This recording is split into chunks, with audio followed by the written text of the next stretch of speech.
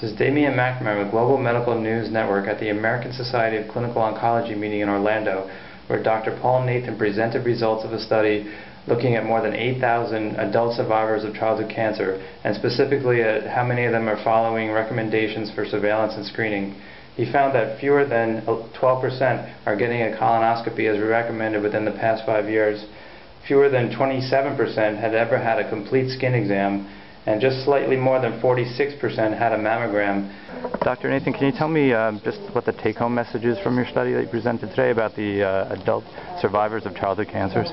So the take-home message is we know that adult survivors of childhood cancer are at a very much increased risk of getting another cancer at some point in their life. And as a result, we have clear guidelines for surveillance that may pick up those cancers earlier. For example, breast cancers, colorectal cancer, skin cancer as a result of radiation. When we looked in our survivor population to see are survivors actually following these guidelines, we found that the minority are not. Now, one thing I've seen is there tends to be a lot of skin cancers in adult survivors of children. Is that true? Did you find that? Or so what we, not in my particular research, but in the same cohort, about 7% of survivors will get a skin cancer, not melanoma, the other kinds of skin cancers, by the time they reach 30 years from the original cancer. So it is the #1 group of cancers that we see in survivors as a result of radiation in most cases. And I know you're doing a new study where you're going to look at a more recent, a more contemporary cohort. What do you kind of expect to be the difference because treatments have evolved over time? So we would hope to see some of the long-term side effects be less common, and certainly as we've learned over time what the long-term side effects of therapy are, we've tried to reduce those treatments that we think are more toxic than the benefit we get from them. So our hope is that we will see less toxicity than we've seen on recent studies. Our hope is also that survivors treated more recently may be more aware of the importance of screening for long-term side effects, and so that, for example, compliance with surveillance, as we looked at in this study, will hopefully be better in this new group of survivors.